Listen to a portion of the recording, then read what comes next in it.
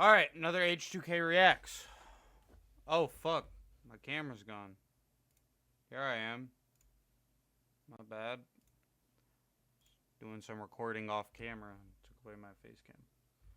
Alright, we got this guy. Never watched him before, but interesting topic. Most wanted people in history explained. So, let's get right to it. The son of a construction billionaire, Osama bin Laden was once a quiet, devout student of economics in Saudi Arabia. His path shifted dramatically with the Soviet invasion of Afghanistan, where he used his family's wealth and connections to fund and fight with the Mujahideen. This experience radicalized him, forging a belief that the world's superpowers were corrupting the Muslim world. He returned home not as a soldier, but as the leader of a new organization, Al-Qaeda, or the Base. His war began not with a single event, but with a series of coordinated violent acts against Western targets. The 1998 embassy bomb— Sorry, not related at all, but like, motherfucker, my DoorDash bag, they put staples all through this bitch, dude. I just cut the fuck out of my hand. Alright, back to the vid. bombings in Tanzania and Kenya announced his arrival on the world stage. Then came the morning of September 11, 2001, a meticulously planned attack that brought global commerce and travel to a standstill. For nearly a decade, he was the most wanted man on Earth, the ghost at the center of a global manhunt. Intelligence eventually led not to a cave, but to a secure compound in a Pakistani city. On May 2, 2011, a team of U.S. Navy SEALs breached the walls in a high— Alright, again, real quick, I gotta grab a fucking paper towel because this bitch is messy.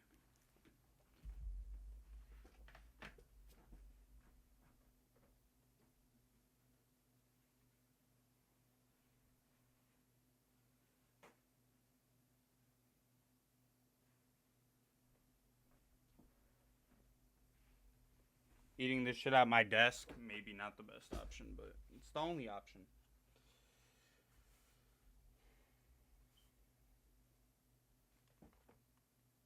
There we go.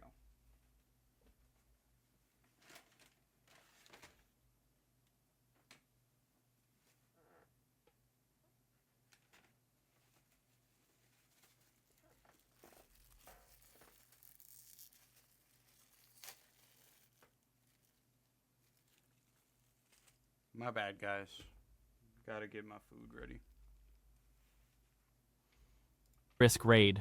The These are operation, basically, like, lasting just the 40 traditions minutes, of ended the every search for the reaction man video. who had eluded capture for so long. Confirmation of his death was a moment of catharsis for some and a spark for further conflict for others. He was buried at sea, a decision made to prevent his grave from becoming a shrine. Though the man was gone, the ideology that's he fucked up, weaponized had man. already fractured into something new, mean, I a get it if decentralized global movement. it's Before he Bin Laden, became the but world's most famous narco-trafficker, no grave. Pablo Escobar was a petty street criminal in Medellin, Colombia. He dealt in contraband and stolen cars, his ambition far exceeding his humble beginnings. He saw an opportunity in the burgeoning cocaine trade of the 1970s, a market with seemingly limitless demand. He didn't invent the business, but he revolutionized its scale, creating smuggling routes that stretched across the globe. At the height of his power, he was one of the wealthiest men in the world, earning millions of dollars per day. His Medellin cartel operated with a simple, brutal philosophy: plata o plomo, silver or lead. When the Colombian state moved against him, he declared war, Bro, if nobody's watching Narcos, you have to watch Narcos. That's like common ball knowledge, but you have to watch Narcos. That shit is peak. I wish I could watch that show again for the first time. orchestrating a campaign of bombings and assassinations that terrorized the nation. His violence triggered an unprecedented international response, with both the Colombian government and the United States dedicating immense resources to his capture. The hunt turned the streets of his home city into a war zone. On December 2, 1993, after a year and a half on the run, authorities tracked a phone call to his hiding place. He was killed in a shootout while trying to escape across the rooftops of a Medellin neighborhood. The fall of the cartel kingpin did not end the drug trade, it only splintered it into smaller, more elusive factions. His private prison, La Catedral, is now a monastery, and his former mansion a tourist attraction. His story is now a fixture in popular culture, a subject of films and television series. Alphonse Capone began his career as a bouncer in a Brooklyn saloon, where a knife fight earned him a permanent nickname, Scarface. He was a small-time operator with big ambitions, drawn to the promise of a city where the law was for sale. He found his opportunity in the Chicago of the 1920s, a city thirsty for illegal alcohol during Prohibition. Under his mentor Johnny Torrio, he learned that violence was a tool, but organization was the key to true power. When Torrio retired, Capone took over, building a criminal empire that controlled bootlegging, gambling, and prostitution. He cultivated a public image as a benevolent businessman, opening soup kitchens for the poor, while his enforcers ruled the streets. The illusion of civility was shattered on February 14, 1929, when his men, disguised as police officers, executed 7 rivals from a competing gang. The massacre made him public enemy number 1 and drew the unwanted attention of the federal government. A special team of Treasury agents led by Elliot Ness began to systematically dismantle his operations. Despite countless acts of violence, the authorities couldn't make a murder charge stick. Instead, they pursued a different angle, meticulously documenting his lavish, untaxed income. In 1931, the man who controlled a city was convicted not for murder, but for failing to pay taxes on his illegal earnings. Imprisoned in the newly opened Alcatraz, his power and health rapidly declined. He was released a broken man, his mind ravaged by neurosyphilis, a shadow of his former self. Joaquin Guzman Loera, known as El Chapo, or Shorty, started his life in the rural poverty of Sinaloa, Mexico. He was born into the drug trade, a world where ambition was measured by one's capacity for innovation and ruthlessness. He rose through the ranks of the Guadalajara cartel, not with brute force alone, but with engineering genius. He pioneered the use of long, air-conditioned tunnels under the U.S. border, transforming the logistics of drug trafficking. After the Guadalajara cartel splintered, he founded his own organization, the Sinaloa Cartel. Under his leadership, it became a global empire, a sophisticated, multi-billion-dollar corporation built on an illicit product. His success made him a primary target for both the Mexican and U.S. governments, leading to his first capture in 1993. But his legend was Dude. Also, El Chapo literally used to call the police on other drug dealers. He was a fucking op, man. Cemented not by his captures, but by his escapes. In 2001, he slipped out of a maximum security prison, allegedly in a laundry cart, humiliating the government. After his recapture in 2014, he did it again, escaping through a mile-long tunnel dug directly into the shower of his cell. The second escape turned the manhunt into a matter of national pride for Mexico. A clandestine interview with actor Sean Penn provided a bizarre twist, inadvertently helping authorities pinpoint his location. He was finally captured for the last time in 2016 and extradited to the United States. The man who built tunnels to escape confinement now resides in a place designed to make escape impossible. El Chapo is now a permanent resident of a concrete box, proving that even the most powerful kingpins are ultimately just nodes in a network that continues to function long after they are removed. Wait, you know how cocky you gotta be to do an interview with a celebrity while you're like most wanted and you're just posted up doing interviews for the world? Dr. Josef Mengele was a man of science and ambition, holding doctorates in both anthropology and medicine. He arrived at the Auschwitz concentration camp in 1943, not as a prisoner, but as a physician with absolute power. On the selection ramp, his wave of a hand decided who would live and who would be sent to the gas chambers. But his true passion lay beyond simple selection. He sought to use the camp's inmates as a limitless supply of human test subjects. With a chilling detachment, he conducted horrific experiments, particularly on twins and children. He inflicted disease, performed unnecessary surgeries, and pursued his grotesque research under the guise of scientific inquiry. As the Third Reich collapsed, Mengele vanished, using a network of sympathizers to escape justice. For over 30 years, he lived a life on the run in Argentina and Paraguay, always one step ahead of Nazi hunters. He became the most wanted Nazi fugitive, a symbol of the Holocaust's unpunished evil. The Israeli Loki, we need to watch a video on how, like, because there's German communities in Argentina. And, like, Argentinians are, like, they're one of, like, the lighter Hispanics in terms of, like, complexion. I wonder if that's just because Germans breeding into their population. Israeli intelligence agency, Mossad, came close, but operational priorities shifted and the trail went cold. He lived out his days in quiet obscurity, protected by a small circle of supporters. In 1979, he suffered a stroke while swimming off the coast of Brazil and drowned, his death known only to his family. His body was not found and identified until 1985, confirming that the Angel of Death had cheated the hangman. The hunt for him lasted longer than the regime he served. Joseph Mengele became something more than a man. He became a ghost, a haunting testament to the world's failure to bring one of its worst criminals to trial. In the depths of the Great Depression, when banks were failing and fortunes were lost, John Dillinger found his calling. His early life was marked by petty crime, but a long prison sentence served as his criminal education. Upon his release, he embarked on a year-long crime spree that captivated a desperate nation. He and his gang robbed at least a dozen banks with military precision, often embarrassing local law enforcement.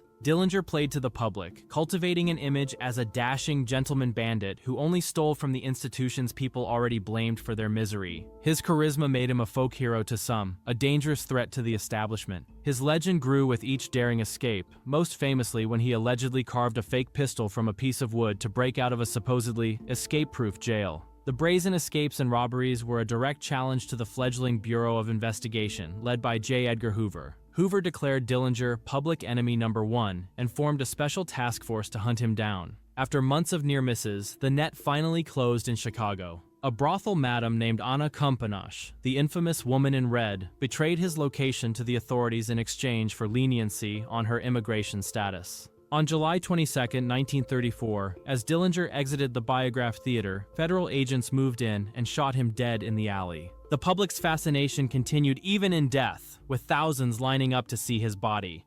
The successful manhunt transformed Hoover's bureau into the powerful, nationwide law enforcement agency known today as the FBI. He was born Henry McCarty, but history would know him by a more evocative name. An orphan adrift in the American frontier, his life of crime began with petty theft, a desperate act of survival. His path to notoriety was forged in the bloody Lincoln County War, a violent feud between rival merchant factions in New Mexico. He wasn't a leader, but a loyal fighter, a hired gun whose skills quickly earned him a reputation.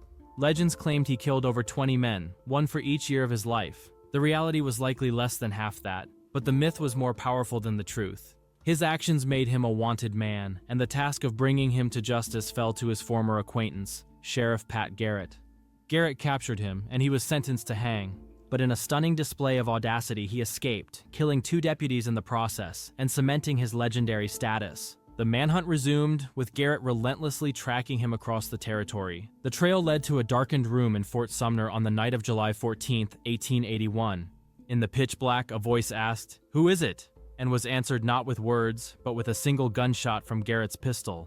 The outlaw's death at 21 ended a short and violent life, but it was only the beginning of his story. Dime novels and sensationalized accounts published after his death stripped away the nuance of his life. Billy the Kid isn't just a historical figure anymore. He's become a key part of the Wild West legend, a symbol of rebellion whose name now stands for the romanticized and often exaggerated idea of the frontier. Little is known for certain about the early life of the man named Edward Teach. He began... Damn, Americans really, romanticize the fuck out of murders. That's crazy. We see a crazy motherfucker who done killed all these people, did all this shit. We're like, man, that's awesome. As a privateer, a state-sanctioned sailor fighting for the British during the War of Spanish Succession. When the war ended, he, like many sailors, turned to piracy, refusing to give up the freedom and fortune of life at sea. He captured a French slave ship, renamed it the Queen Anne's Revenge, and armed it with 40 cannons, creating a vessel that struck fear across the Atlantic. His power came not just from his firepower, but from his mastery of psychological warfare. He cultivated a terrifying image, braiding lit fuses into his long black beard to wreathe his face in smoke during battle. At his peak, he commanded a flotilla of ships and hundreds of pirates, culminating in his audacious blockade of Charleston, holding the entire port hostage. His brazen acts forced the governor of Virginia, Alexander Spotswood, to take action. He dispatched 2 naval sloops under the command of Lieutenant Robert Maynard, with a single objective: to eliminate Blackbeard. Maynard cornered the pirate in Ocracoke Inlet, North Carolina, on November 22, 1718. The battle was brutal and personal, with Maynard's crew ambushing the pirates after feigning retreat. Teach fought ferociously but was finally overwhelmed, suffering numerous gunshot and sword wounds before he fell. His head was removed and hung from the ship's bowsprit as proof of his demise. Despite the legends, no great buried treasure was ever found. His reign of terror lasted only 2 years, but his carefully crafted image endured for centuries. To the outside world, Ted Bundy was handsome, intelligent, and charming, a promising law student with a future in politics. This carefully constructed facade concealed a monstrous secret. In the mid-1970s, a dark pattern began to emerge across the Pacific Northwest, and then spread to Utah, Colorado, and Florida. Young women were disappearing without a trace, their cases linked by a chillingly consistent profile. Bundy was a methodical predator who used his charisma as a weapon. He often feigned injury, wearing a cast or using crutches to lure his victims into a vulnerable position by asking for help. The hunt was a frustrating puzzle for law enforcement, who were dealing with a type of killer they had never encountered, one who crossed state lines and left few clues. A routine traffic stop led to his initial arrest, but he escaped custody not once, but twice, making his way to Florida for a final, brutal spree. His nationally televised trial became a media circus, with Bundy, a former law student, acting as his own attorney. His confidence was his undoing. The key piece of physical evidence that secured his conviction was a bite mark left on one of his last victims, which perfectly matched his dental impressions. He was found guilty and sentenced to death, his charm finally failing him under the weight of forensic science. Fun fact, when he did have lawyers, they managed to get a plea deal where he would be on probation for 14 years, and that was it. He would walk free. He was determined that with his charm, he could just walk free with nothing.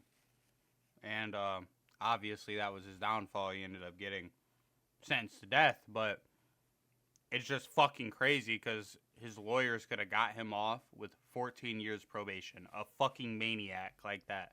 14 years probation. Before his execution in 1989, he confessed to dozens of murders, though the true number of his victims remains unknown. The term serial killer was coined during the frantic effort to understand and categorize his crimes. Jesse James was a product of a divided nation, his teenage years shaped by the brutal guerrilla warfare of the Missouri-Kansas border during the Civil War. He fought for the Confederacy, learning a brand of violence that did not end when the war was over.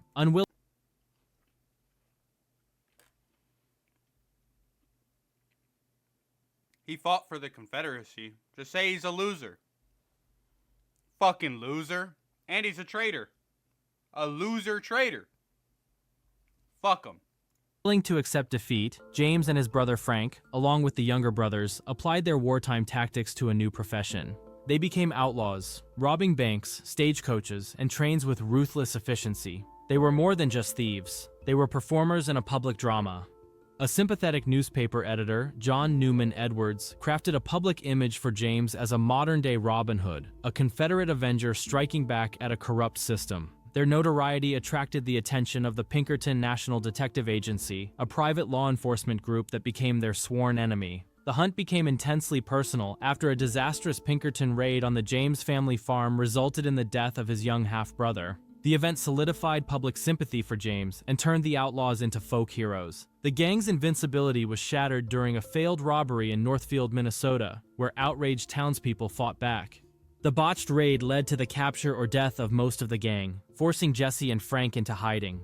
With a large bounty on his head, the greatest threat to Jesse James came not from the law, but from within his own dwindling circle. On April 3, 1882, while dusting a picture in his home, he was shot in the back of the head by Robert Ford, a new recruit to his gang seeking the reward money. His death did not end his story, it perfected it. Adolf Eichmann was not a battlefield general or a high-ranking politician. He was a bureaucrat, a logistics manager. His product was not steel or textiles, but human lives. As the head of the Reich's Office for Jewish Affairs, he became one of the chief architects of the Holocaust. He was obsessively efficient, coordinating the vast network of trains that transported millions to their deaths in extermination camps across Europe. His job was to solve the Jewish question, and he did so with the cold precision of an industrial planner. He organized the identification, assembly, and deportation of Jewish populations from every corner of the conquered territories. After Germany's defeat, Eichmann disappeared, using a network of sympathizers to escape to Argentina, where he lived for a decade under a false identity. The hunt for him was relentless, led by Nazi hunters and the... See what I mean? Them Argentinians just loved Nazis. Israeli intelligence agency, Mossad. In 1960, after a painstaking investigation, a Mossad team located him living openly in Buenos Aires. In a daring covert operation, agents snatched him off a street and smuggled him out of the country to stand trial in Israel. It was an act that violated international law, but was seen by Israel as a supreme act of historical justice. The trial was a global media event, the first time many heard direct, detailed testimony about the mechanics of the final solution. His defense was simple and chilling. He was not an ideologue driven by hatred, but a functionary just following orders. His trial gave the world a new phrase to describe how ordinary people can commit extraordinary crimes: the banality of evil. Long before the rise of the famous male cartel leaders, Griselda Blanco was building her own empire. Her life of crime began on the streets of Medellin, Colombia, where she learned that ruthlessness was the key to survival. She moved to New York and then Miami in the 1970s, seeing the city as the perfect gateway for cocaine into the American market. She was a pioneer, credited with inventing methods like using lingerie with hidden compartments to smuggle drugs. Her arrival in Miami marked the beginning of the city's most violent chapter, the era of the cocaine cowboys. She was infamous for her brutality, normalizing the use of motorcycle-riding assassins for public hits. Her violent consolidation of power left a trail of bodies across South Florida, making her one of the most feared and wanted traffickers of her time. She was a ghost, constantly changing her appearance and location, making her incredibly difficult for the DEA to track. The hunt for the godmother of cocaine became a top priority for federal agents. After a decade-long investigation, DEA agents finally tracked her down, not in Miami, but living a quiet life in Irvine, California. She was arrested in her home in 1985, without a fight. She served nearly 2 decades in a U.S. prison before being deported back to Colombia in 2004. The world she returned to was one she had helped create, a place where the rules of violence she had written were still in effect. In 2012, while leaving a butcher shop in Medellin, the 69-year-old Blanco was killed. Griselda Blanco is now a legend in the world she dominated, a figure whose life proves that in the brutal meritocracy of organized crime, gender is irrelevant in the face of absolute power. James Whitey Bulger was a product of South Boston's tough Irish-American housing projects, a world with its own strict code of loyalty and silence. His criminal career started early, but it was his cunning, not just his toughness, that set him apart. By the 1970s, he had risen to lead the Winter Hill Gang, a dominant force in Boston's underworld. They controlled everything from extortion to drug trafficking, but Bulger had a secret weapon that made him untouchable. He was living a double life. While ruling the streets, he was also a top-echelon informant for the FBI. He fed information to a corrupt agent, John Connolly, eliminating his rivals and allowing his own operation to flourish under federal protection. He did the Chapo method, man. For years, he operated with impunity, his status as an informant a shield that allowed him to commit crimes, including multiple murders. The corrupt bargain finally fell apart in late 1994 when a state police investigation threatened to expose everything. Tipped off by his FBI handler, Bulger vanished just before he was indicted. For 16 years, he was one of the most wanted men in America, second only to Osama bin Laden on the FBI's list. The global manhunt ended not in a foreign country, but in a modest apartment in Santa Monica, California, where he had been living quietly with his girlfriend. His capture in 2011 and subsequent trial brought the full scope of his crimes and the FBI's complicity into the light. He was convicted of racketeering, extortion, and his involvement in 11 murders. See, when shit like this happens, though, you can't tell me Snowfall ain't close to the truth, man. You cannot tell me Snowfall ain't close to the truth. This shit just reinforces that, bro, the government definitely started the cocaine epidemic, bro. Government definitely started that shit. His story was not just about a gangster, but about a catastrophic failure of federal law enforcement. Ilich Ramirez Sanchez was raised to be a revolutionary, named Ilich after Vladimir Lenin by his wealthy, Marxist father in Venezuela. His education was in radical politics, and his career would become global terrorism. He came of age in a world split by the Cold War, a time of proxy wars and ideological struggle. He joined the Popular Front for the Liberation of Palestine, offering his services as a mercenary for the cause. He burst into global infamy in 1975, leading a brazen raid on the OPEC headquarters in Vienna. His team took dozens of the world's most powerful oil ministers hostage, an act of political theater that paralyzed governments. The press nicknamed him Carlos the Jackal after he was mistakenly linked to a fictional assassin, and the name stuck, adding to his mystique. For the next 2 decades, he was a phantom, a gun for hire for various states and radical groups. He became the world's most wanted terrorist, a chameleon who moved effortlessly between countries behind the Iron Curtain and in the Arab world. The fall of the Berlin Wall in 1989 was the beginning of his end, As the Cold War thawed, his state sponsors and safe havens began to disappear. He was eventually tracked to Sudan, a country that had once offered him sanctuary but was now willing to trade him for political favor. In 1994, French intelligence agents captured him while he was recovering from minor surgery, drugging him and flying him to Paris to stand trial. The elusive ghost of the Cold War was finally confined to a cell, his revolutionary fire extinguished by geopolitics. His story shows what happens when a revolutionary has no revolution left to fight, becoming a relic of an ideological war that the world has moved on from. On the day before Thanksgiving in 1971, a man in a business suit calling himself Dan Cooper boarded a flight from Portland to Seattle. He was unremarkable in every way, just another face in the crowd. Shortly after takeoff, he passed a note to a flight attendant, calmly informing her that he had a bomb in his briefcase. His demands were precise: $200,000 in unmarked bills and 4 parachutes. After landing in Seattle, the exchange was made. The passengers were released, and Cooper's demands were met. He then ordered the pilots to take off again, flying south towards Mexico City at a specific low altitude. Somewhere over the dense, stormy wilderness of southwestern Washington, he did the unthinkable. He lowered the rear air stairs of the Boeing 727 and jumped into the night. The act triggered one of the most extensive and expensive manhunts in U.S. history. For months, investigators scoured the remote landscape, but found no trace of Cooper or his parachute. The case went cold for nearly a decade. Then, in 1980, a young boy on a camping trip discovered 3 packets of the ransom money, disintegrated but identifiable, on the banks of the Columbia River. The discovery only deepened the mystery, as it was far from any plausible landing zone, suggesting the money had washed downstream. For over 45 years, the FBI pursued thousands of leads, but the identity of the hijacker was never confirmed. The case remains the only unsolved air piracy in American history. The investigation was officially suspended in 2016, a quiet admission of defeat. D.B. Cooper is no longer a suspect, he is an American myth. He represents the perfect crime, an unsolved mystery that proves a person can, with enough audacity, simply vanish from the world and into legend. This journey through the lives of the world's most wanted reminds us that a story doesn't end with capture or death, it ends with how it's remembered. If you enjoyed the video, don't forget to give it a like and subscribe and leave a comment. Thanks for watching.